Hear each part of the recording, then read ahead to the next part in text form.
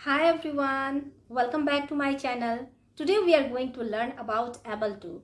able to का use sentences में कहाँ कहाँ और कैसे किया जाता है आज हम लोग पढ़ेंगे. प्रेजेंट, पास्ट और फ्यूचर तीनों में इसके यूजेस होते हैं, लेकिन थोड़े से डिफरेंट है, तो वो हम तीनों को हम लोग एक एक करके पढ़ेंगे. प्रेजेंट में जो इसका यूज होता है इज एम आर के साथ. इज एम आर प्रेजेंट को दिखाता है, तो इज एम आर के साथ यूज करते हैं. और यहाँ देखो प्रेजेंट में हम इज एम आर के साथ एबल टू का यूज करते हैं, तो कैन का भी यूज कर सकते हैं. एबल टू का मतलब क्या होता है? एबल टू का मतलब होता है किसी की एबिलिटी को दिखाना, कोई किसी काम को करने में कितना सक्षम है नहीं है इस चीज को दिखाना.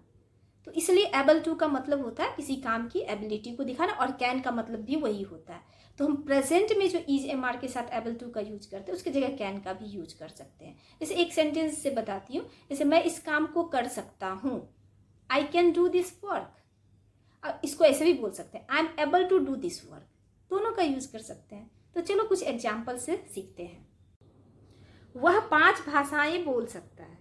ही is able to speak 5 languages. मैं पेड़ पे चढ़ सकता हूँ. I am able to climb the tree. वह नदी में तैर सकता है. He is able to swim in the river. तो इस तरह से पॉजिटिव सेंटेंस को लेते हैं, और हर जगह पे हम क्या कर सकते हैं, कैन का भी यूज कर सकते हैं. जैसे मैंने बोला ना कि he is able to speak 5 languages. यहाँ पर हम ऐसा भी बोल सकते हैं ही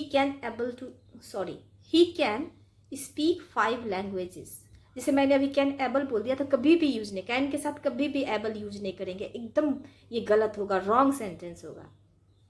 कैन के साथ आपको आएगा, आप जब बोलोगे ना सेंटेंसेस आपको एबल आएगा मुंह में, लेकिन मतलब बोलने वक्त आ जाएगा, लेकिन नहीं, कैन के साथ एकदम रॉन्ग है. कैन के साथ कभी भी एबल का यूज नहीं कर सकते हैं, क्योंकि एबल खुद एबिलिटी को दिखाता है और कैन खुद एबिलिटी को दिखाता है. तो दोनों को एक साथ लाने का कोई मतलब ही नहीं है. It doesn't make any sense. Okay, अब देखो, अब नेगेटिव इसी में बताती हूँ, नेगेटिव और इंटेरोगेटिव का यूज कैसे करते हैं.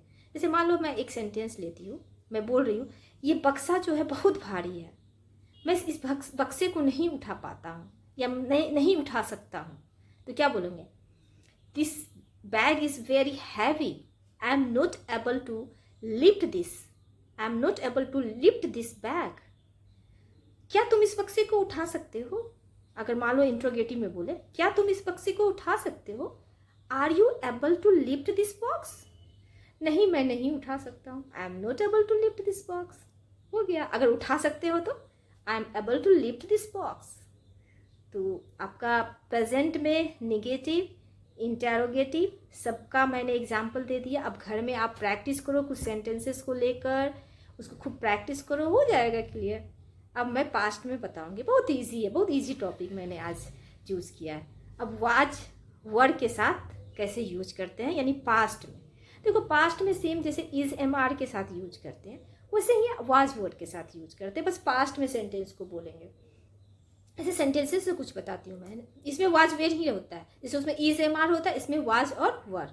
तो चलो मैं कुछ सेंटेंसेस बताती हूँ.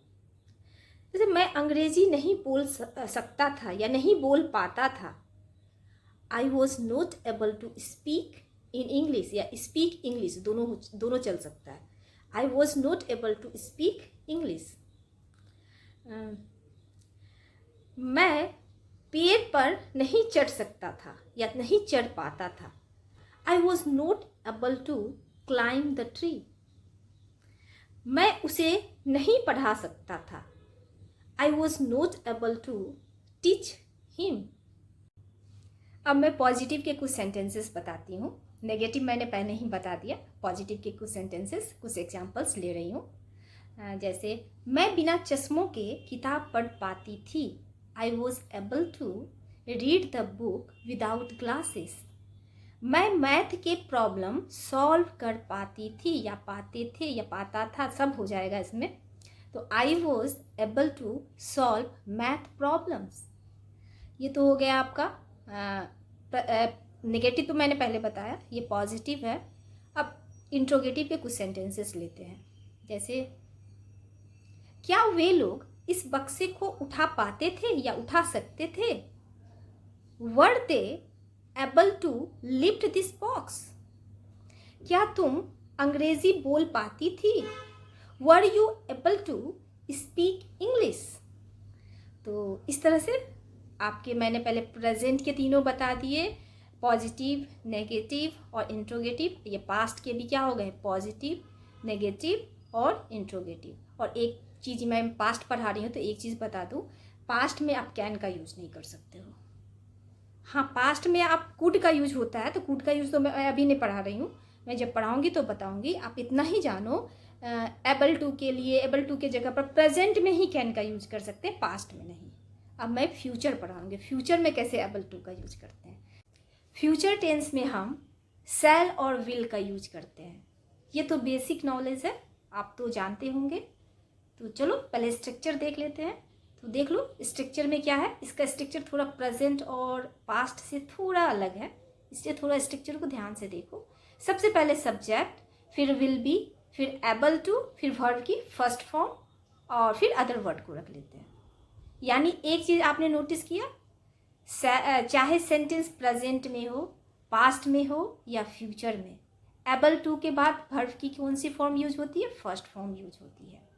और वैसे भी आप कहीं भी देखोगे टू के बाद वर्ब की फर्स्ट फॉर्म ही यूज होगी।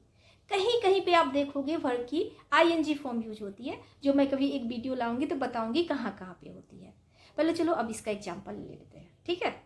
मैं उस काम को कर पाऊंगा, I will be able to do that work.